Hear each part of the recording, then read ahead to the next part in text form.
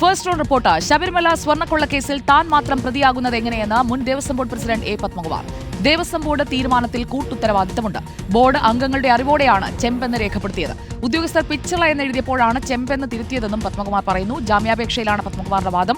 ഹരിമോഹൻ നമുക്കൊപ്പം. ഹരിമോഹൻ, പത്മകുമാറിന്റെ വാദം പിച്ചളയല്ല ചെമ്പാണ്, ചെമ്പിന്മേലാണ് സ്വർണം പൊതിഞ്ഞത് എന്നത് വസ്തുത പരിശോധിക്കുമ്പോൾ മനസ്സിലാക്കാൻ സാധിക്കുമല്ലോ എന്ന് പറഞ്ഞുകൊണ്ടുള്ള സാങ്കേതികമായ ന്യായമാണ്. അതോടൊപ്പം ഈ ഇടപാടുകളിൽ കൂടിയാലോചനകളിൽ എല്ലാം കൂട്ടുത്തരവാദിത്തമുണ്ട് എന്നത് കൂടി പറഞ്ഞു വെക്കുകയല്ലേ പത്മകുമാർ?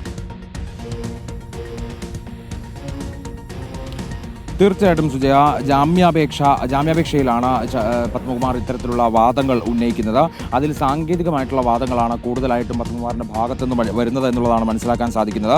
അതിൽ ഏറ്റവും പ്രധാനപ്പെട്ടതെന്ന് പറയുന്നത് ഇതൊരു കൂട്ടുത്തരവാദിത്തമാണ്. അതായത് ദേവസ്വം ബോർഡ് ഭരണസമിതി എന്തെങ്കിലും തീരുമാനമെടുത്തിട്ടുണ്ടെങ്കിൽ ആ തീരുമാനം എന്ന് പറയുന്നത് തനിക്ക് മാത്രമല്ല, മറ്റ് രണ്ടംഗങ്ങൾ അതായത് എൻ വിജയകുമാറിനും കെ പി ശങ്കരദാസിനും എല്ലാം തന്നെ അതിനകത്ത് കൂട്ടുത്തരവാദിത്തമുണ്ട്. അത് ദേവസ്വം ബോർഡ് ഭരണസമിതിയാണ് ഇതിനകത്ത് തീരുമാനമെടുത്തിട്ടുള്ളത്. മാത്രമല്ല, ഇപ്പോൾ നേരത്തെ SIT കേസ് രജിസ്റ്റർ ചെയ്തിരിക്കുന്നതും തനിക്കെതിരെ അല്ല, മറിച്ച് ദേവസ്വം ബോർഡ് ഭരണസമിതിക്കെതിരെയാണ്. അപ്പോൾ സ്വാഭാവികമായിട്ടും 3 പേരും ഇതിനകത്ത് വരുന്നുണ്ട്. അവരെയും തന്നെ അറസ്റ്റ് ചെയ്തിട്ടുണ്ടെങ്കിൽ അവരെയും അറസ്റ്റ് ചെയ്യേണ്ടതല്ലേ എന്നുള്ള ചോദ്യം അടക്കം ഈ ജാമ്യാപേക്ഷയിൽ ഉണ്ട് എന്നുള്ളതാണ് നമുക്ക് മനസ്സിലാക്കാൻ സാധിക്കുന്നത്.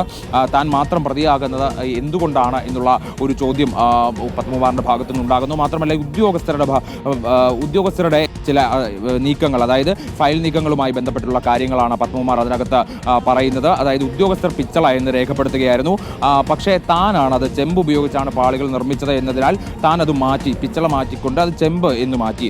അത് പക്ഷേ ദേവസ്വം ബോർഡിലെ മറ്റംഗങ്ങൾ ആരും തന്നെ എതിർത്തില്ല എന്നുള്ളതാണ് പറയുന്നത്. ചെമ്പ് ഉപയോഗിച്ചാണ് പാളികൾ നിർമ്മിച്ചത് എന്ന് തനിക്ക് അറിയാവുന്നത് കൊണ്ടാണ് അത് അങ്ങനെ എഴുതിയത്. അത് ദേവസ്വം ബോർഡിലെ മറ്റ് 2 അംഗങ്ങൾക്കും അറിയുകയും ചെയ്യാമായിരുന്നു. പക്ഷേ ഇവർ 2 പേരും അതിനെ എതിർത്തില്ല.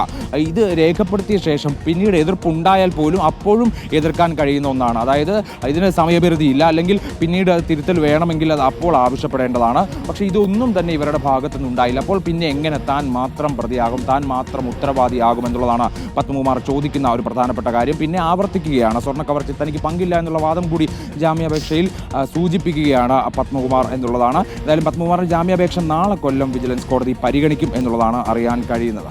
സുജയ.